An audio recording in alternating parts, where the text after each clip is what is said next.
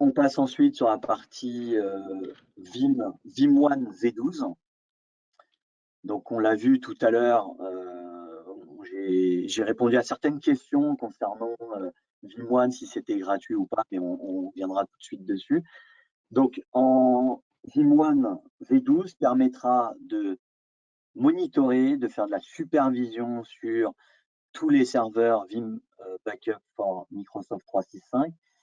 Si jamais vous avez ce type d'erreur qui vous dit que vous ne pouvez pas connecter votre Vim Backup for 365 sur le Vim1, donc il faut absolument être en Vim1 V12, hein, forcément, c'est que vous avez un problème de licence. Donc, il y a deux méthodes pour pallier à ce problème.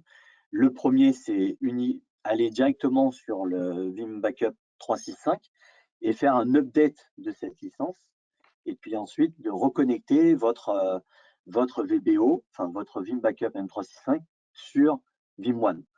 Ou alors, la deuxième solution, c'est d'aller sur Pulse, hein, tout le monde le connaît, cette fameuse console Pulse, on web ou directement sur AVSPC pour ceux qui ne l'ont pas. Je vous l'encourage d'aller générer cette fameuse clé, hein, et de pouvoir l'attribuer au VBR, au Vim Backup 365, et de connecter ensuite à Vim1.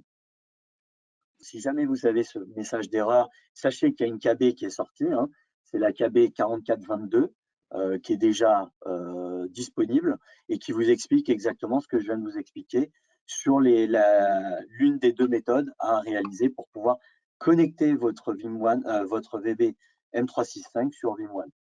Oui, parce que c'est gratuit. Effectivement, c'est gratuit.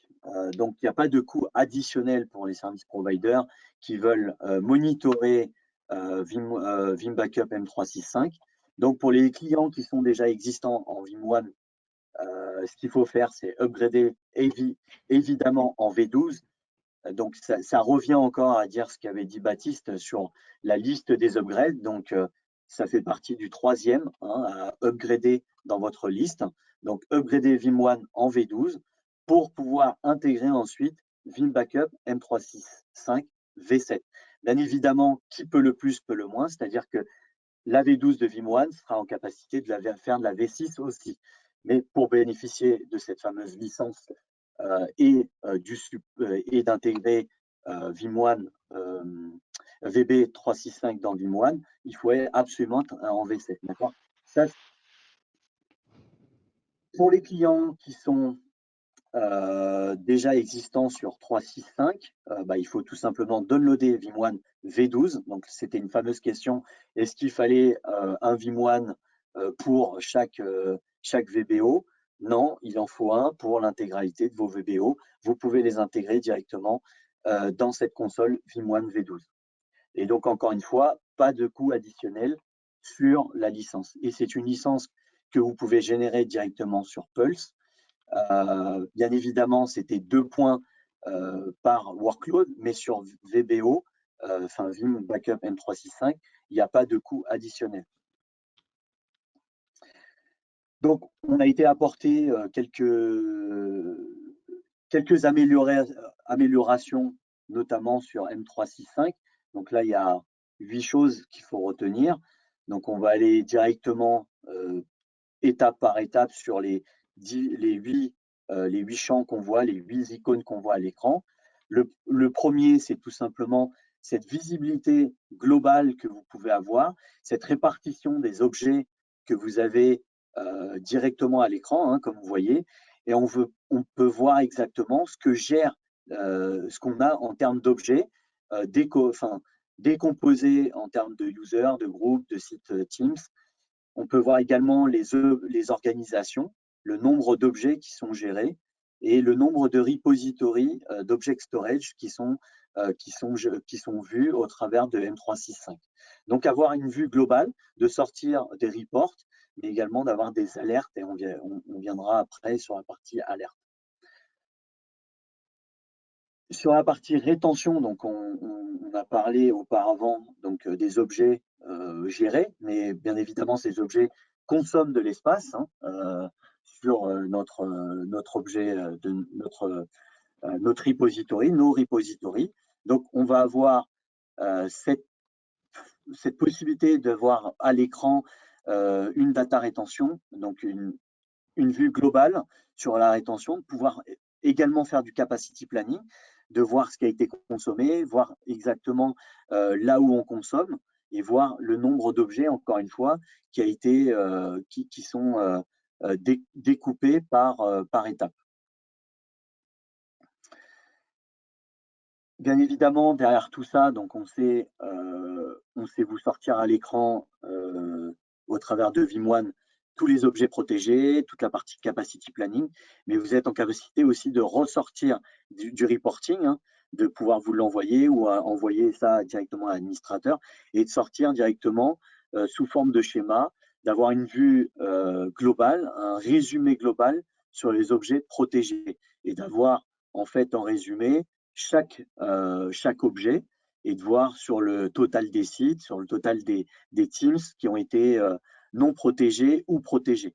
Donc, vous voyez très rapidement le camembert, donc on voit qu'il y a 67 objets protégés et le reste qui ne sont pas du tout protégés. Et c'est là où on commence à s'alerter et on se dit bah, qu'est-ce qui n'est pas protégé et pourquoi.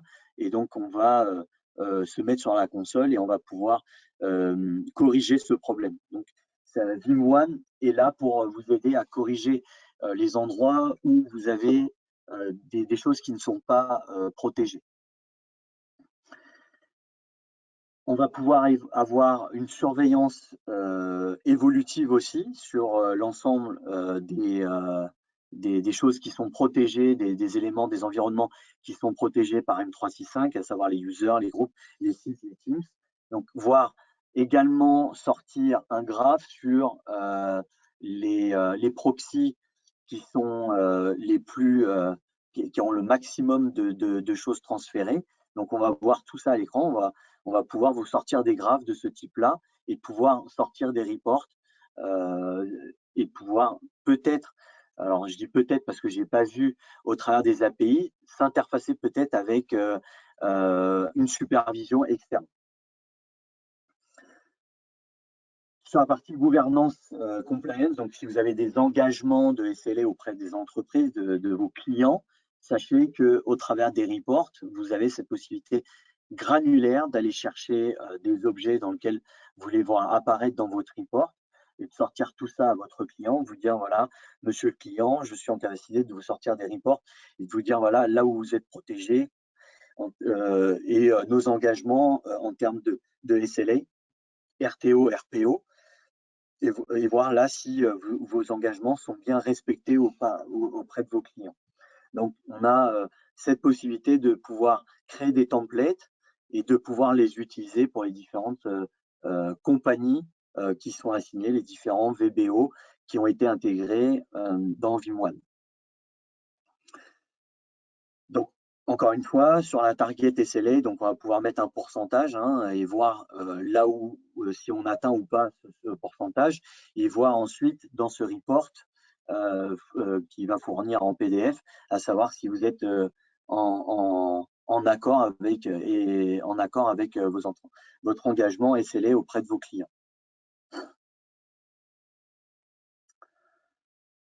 Sur la partie service provider, il y a des choses évidemment qui ont été apportées. Vous avez cette possibilité d'aller choisir manuellement les organisations que vous voulez voir apparaître dans vos reports, que vous voulez voir apparaître dans Vim1, hein, bien évidemment. Vous pouvez faire en automatique, c'est-à-dire qu'il va prendre l'intégralité des organisations. Vous voyez, il y a également une chose qui est faite qui permet en fait d'intégrer les organisations qui ont été supprimées et vous pouvez avoir un report des tenants qui ont été supprimés des organisations. Donc, ça va pouvoir en fait vous sortir l'intégralité de vos organisations ou trier granulairement vos organisations derrière. Alors, encore une fois, Vim1 va vous apporter des choses vraiment sympas en termes de jobs. Vous serez en capacité de voir la moyenne des jobs, parce que j'ai certains services providers qui se plaignaient des jobs qui étaient beaucoup longs, beaucoup trop longs, mais au travers de VBO seulement. Donc là, sachez qu'au travers de Vim1, vous avez ce statut, le dernier statut qui s'est passé sur le job, savoir s'il était en warning, en success ou en fail, et d'aller voir en deep dive, à savoir ce qui s'est réellement passé.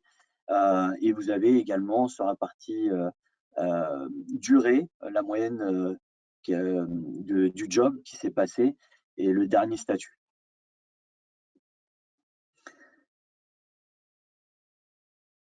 Je fais un focus dessus, très important, donc M365 dans Vim1. Premièrement, c'est la possibilité de surveiller 3 éléments importants, le backup serveur, les backup proxy, mais également les backup repository. Donc, ce sont 3 éléments qui remontent dans Vim1. On vient surveiller les jobs, hein, évidemment, mais on vient surveiller aussi l'infrastructure, à savoir si elle est en bonne santé ou alors elle a un problème. Et donc, on sera en capacité d'aller régler le problème en allant directement dans ce genre de graphe et d'aller surveiller nos 3 éléments. Donc, je répète encore une fois, le backup server, donc le Vim Backup for M365, les backup proxy et les backup repository. Mais D'accord? Ce pourquoi sont tu 3 répètes ça, éléments. Laurent? Je répète ça parce qu'en fait, c'est des choses qui sont, comment dire, qui sont sorties et qui sont très importants en fait, qui sont sortis et c'était pour ça qu'on l'avait sorti et c'est les premières choses qu'on a reçues de la part des PM. Donc c'est pour ça que je les remets et Ouais, que non, j'accentue c'est encore. très important. Non, mais t'as raison, hein, je pense que tout le monde comprend pourquoi c'est important. Parce qu'on sait surveiller du VBR, mais pourquoi on ferait que du job? Pourquoi on ferait que du job, enfin ouais, du job seulement ou l'organisation? Pourquoi on surveillerait que ça? Et pourquoi on ferait pas la même chose qu'un VBR, c'est-à-dire le Non, mais backup server, les proxys et ainsi de suite. Donc c'est ça a pour du ça sens. que j'accentue dessus. Donc 3 éléments, messieurs, dames. Donc backup server, backup proxy et backup repository en premier, qu'on vient surveiller. Encore une fois, donc les 3 éléments, mais on sait également faire de la surveillance sur les backup jobs, donc à savoir à un moment donné quand est-ce que ça ne va pas. Donc si on passe le curseur dessus, on sera en capacité d'aller régler le problème et d'aller voir exactement où est-ce qu'on a un pain point et pouvoir le régler. Donc des graphes qui sont sympas, qu'on peut recevoir bien évidemment par mail, hein, qu'on peut sortir par PDF et ainsi de suite, et régler le problème. Les backups Windows, donc on a forcément des plages horaires dans lesquelles on veut que notre job se passe. Donc des fois, ça peut dépasser, ça peut être réduit. Donc on a cette vue globale pour pouvoir aller checker les backup jobs, bien évidemment. Hein. On fait du backup job sur le VBO, mais on va pouvoir faire du backup copy job d'un S3 vers un autre S3 ou du S3 vers du S3 low cost, par exemple. Donc, on va pouvoir traquer ce genre euh, de, euh, euh, d'opération. Les bénéfices, encore une fois, on va pouvoir trier les repositories et voir ce qui a été consommé sur les repositories. Hein. Donc, on sera en capacité d'aller vérifier les repositories les plus chargés et voir pourquoi ça a été chargé. Peut-être réduire les fenêtres et peut-être faire un peu de ménage aussi, peut-être réduire la rétention et faire du backup copy sur du long terme, hein, sur du low cost par exemple, hein, utiliser les fonctionnalités de la V7, du backup copy job. Bon, ça existait déjà en V6 sur du low cost, mais là on peut faire du S3 compatible vers du S3 compatible, AWS vers AWS et ainsi de suite. Donc on sera en capacité de pouvoir voir, trier les fameux repositories qui ont été surchargés et être en capacité de réduire la rétention, d'aller faire du ménage, voir peut-être qu'il y a votre client vous dit peut-être qu'il y a des clients, leurs collaborateurs ont quitté la société, mais on continue quand même à les sauvegarder. Peut-être supprimer ce job-là, supprimer l'utilisateur et réduire peut-être l'empreinte, la consommation sur le repository en question. Lolo, faudra avancer un peu en termes de timing. Parce que je sais qu'il y a plein de slides Vimoine en plus. Non, non, mais juste montre-les hein, quand même, mais c'est juste que. Voilà, pas de souci, pas de souci. Donc, encore une fois, donc On a des alarmes, des notifications, donc on viendra vous rajouter des alarmes, des notifications sur la partie M365. Donc, les licences qui sont expirées, choses qui sont déjà effectives et qu'on voit sur VBR.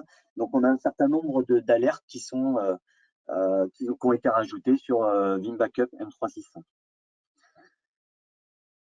Très rapidement, donc on reste toujours sur Vim1, sauf que cette fois-ci, on a une amélioration en V12 pour la partie Vim Backup et réplication, donc VBR, notamment sur une vue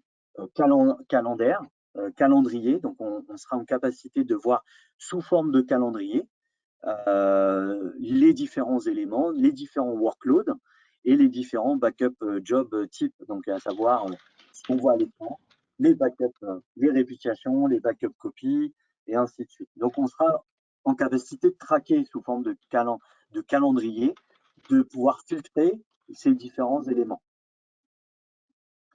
On vient évidemment améliorer encore une fois la partie VBR en y rajoutant l'immuabilité sur du stockage. Donc, on a un nouveau rapport, entre guillemets, nouveau rapport sur les workloads immuables. Et donc, on va pouvoir afficher la liste détaillée des fameux repositories, des fameux workloads qui utilisent l'immuabilité et les points de restauration et de savoir un peu le statut de l'immuabilité. Donc, à savoir ce qui est muable et non immuable. Donc, on va pouvoir trier, filtrer les workloads qui sont immuables directement.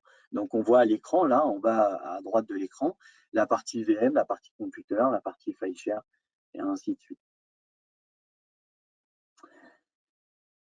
En termes de VBR, toujours pareil, une amélioration. Donc, on va pouvoir aller traquer l'Enterprise Plugin, donc pouvoir aller dans une business view, voir directement les Enterprise Plugins, donc SAP, Airman, Oracle. Donc, on va pouvoir avoir tout ça directement dans Vim1, pouvoir traquer un peu tous ces Enterprise Plugins, à savoir si mes plugins se passe bien, si tout est OK, et voir un peu là où j'ai plus de SAP ANA, là où j'ai plus de SAP sur Oracle, ou de l'Oracle tout simplement avec du Airman, par exemple.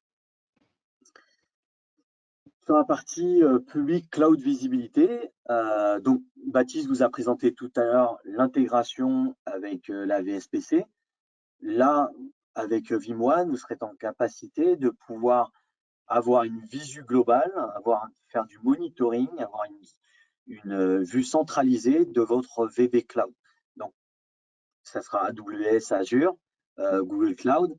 On va traquer donc tout ce qui est compute, tout ce qui est asset dans AWS, tout ce qui est machine virtuelle côté Azure. Donc, on sera en capacité de choisir ce qu'on veut filtrer et de pouvoir avoir ce type de graphe et voir ce qu'on protège et ce qui n'est pas protégé exactement. Et d'avoir une visu globale, avoir des reports un peu sexy sur ce qu'on protège et de pouvoir sortir des choses à l'administrateur ou à vos clients et voir ce qui n'est pas protégé, par exemple. Sur la partie en temps réel, évidemment, on a des choses. Donc, on peut faire toute la partie VM. C'est toujours dans la partie cloud, data protection.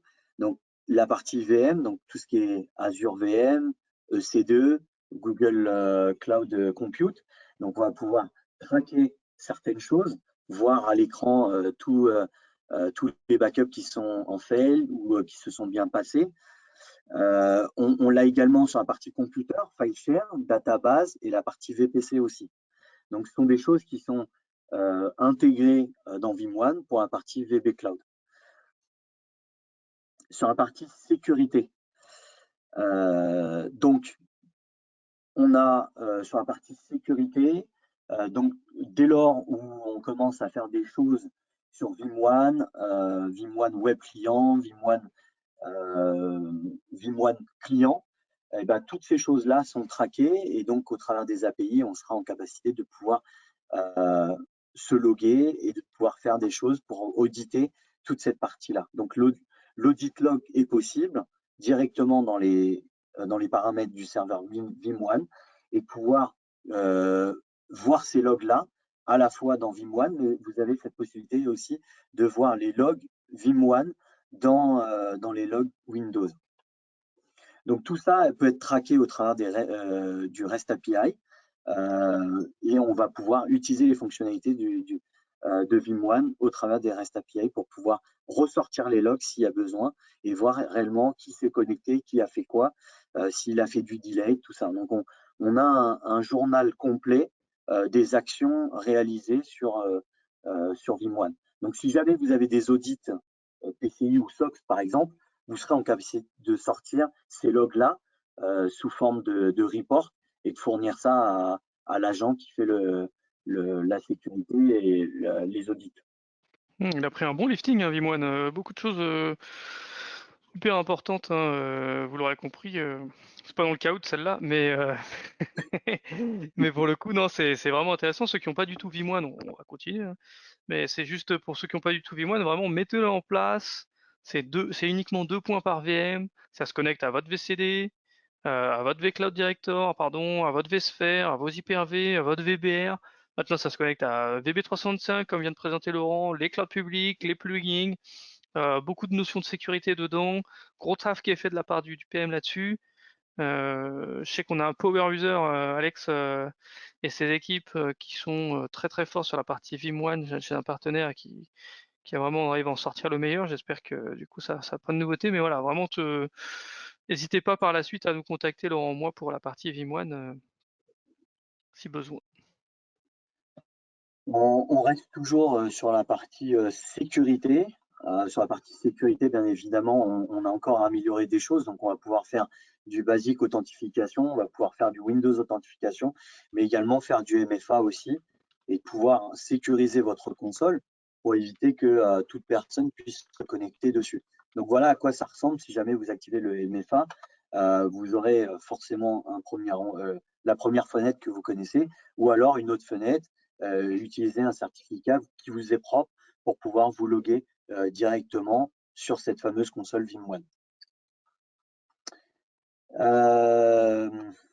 Sur cette partie-là, sur la partie lockdown, toujours, j'accentue encore sur la partie sécurité. Si jamais vous avez des audits de sécurité, vous avez un incident, et ben vous allez dans la partie sécurité, enfin serveur settings, dans serveur paramètres, vous allez faire un disable des personnes, des multitenants, pour vous concentrer un peu sur la faille de sécurité, sur l'incident de sécurité, et de donner uniquement une visibilité sur les administrateurs de cette console. Pardon, sur cette console. Donc cette case est faite pour des audits, par exemple. Donc, si en cas d'incident, par exemple, vous voulez réduire l'accès à d'autres personnes, venez ici, cliquez, et puis vous serez en capacité de pouvoir vous concentrer un peu sur le problème sans que tout le monde vienne se connecter. Bon, ça, c'est plus sur la partie États-Unis, donc on va bypasser, mais bon, sachez que si vous activez cette option, vous aurez un banner, donc une bannière en haut et une bannière en bas, en disant faites attention, ce sont des choses qui ne pouvez pas partager à l'extérieur. Donc vous aurez toujours je ne dirais pas un pop-up, mais une bannière en rouge bien cinglante qui vous rappelle que vos données ne doivent pas sortir de votre infrastructure et qu'elles doivent rester chez vous. Donc ça, ce sont des choses qui ont été demandées côté États-Unis parce que pour les sociétés, enfin pour les grandes organisations sur la défense, sachez que bon, on a sorti ce genre de choses. Sur la partie REST API, il y a des choses qui ont été améliorées. On va pouvoir interagir avec les fonctionnalités de Vim. Donc, il y a des choses qui ont été mises en place depuis la sortie de la V12 parce qu'on intègre forcément un nouvel environnement, donc Vim Backup O365. Donc, forcément, les REST API vont avec. Donc, c'est-à-dire qu'on les développe en fonction de ce qu'on rajoute pour pouvoir interagir avec les fonctionnalités du nouvel environnement. Donc, Donc, on a la partie Business View qui va être intégrée dans les REST API. La partie protection workload aussi, hein, bien évidemment, parce qu'on rajoute VBO.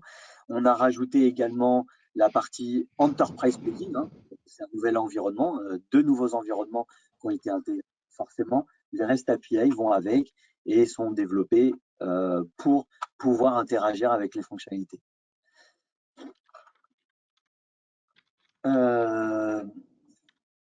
Qu'est-ce que je pourrais rajouter dessus encore sur les REST API? De mon côté, c'est bon, Baptiste. Je pense pas T'as avoir. été beaucoup plus rapide que ce que je pensais. Pardonne-moi. Ouais. Non, non, mais il n'y a pas de souci. J'avais en tête Là, on peut faire un énormément de petit slides et en fait, à gérer. Est-ce que tu peux juste revenir sur le job calendar? Bien Alors, sûr. pendant que tu remets, je vais juste répondre à une question.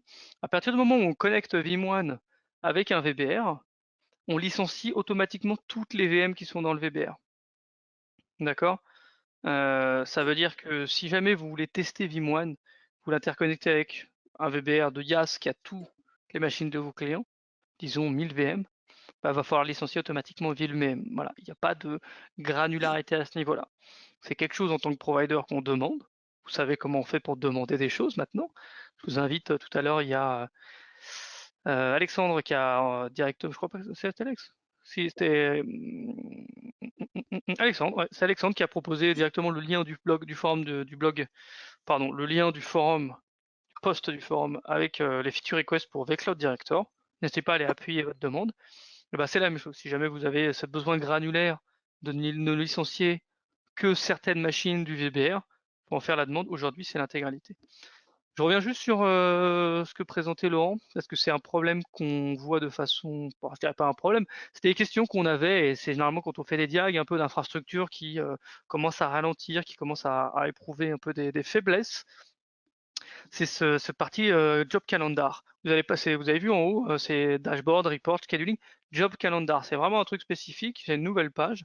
On pointe sur son backup server et on va pouvoir voir quand est-ce que les jobs ils sont scheduled à l'avance. Donc on peut voir ce qu'on a prévu, pour voir si tout s'overlap et c'est le bazar, et voir surtout en réalité, a posteriori, combien de temps ils ont duré. Donc vous pouvez remonter la veille et dire ah bah celui-là, je le lance à 1h, il finit à 8h du matin, peut-être que c'est mieux de le lancer à midi. Ah celui-là il a pris que 20 minutes, bon bah je peux le caler ailleurs. Voilà, vous pouvez faire un peu plus de fine-tuning avec une vue très simplifiée, virtual machine, computer, file share, database, sur différents types de jobs. Ça vous permet vraiment, c'est quelque chose qui a été demandé pendant très très longtemps, cette vue simplifiée de tous les traits des jobs.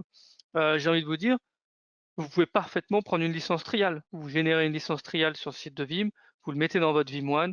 C'est une machine, vous faites un all-in-one avec un SQL serveur standard pour 1 mois, même pas. Vous voyez ce que ça donne. Je crois que vous pouvez essayer avec un SQL Express, mais ça va peut-être pas être ouf si vous avez une grosse infrastructure. Et regardez au moins avec une trial ce que ça donne. Si ça vous plaît, bah forcément try and buy, hein, j'ai envie de vous dire. Mais sinon après vous détruisez tout et puis au moins vous aurez vu un peu ce qui se passe au jour le jour dans le produit.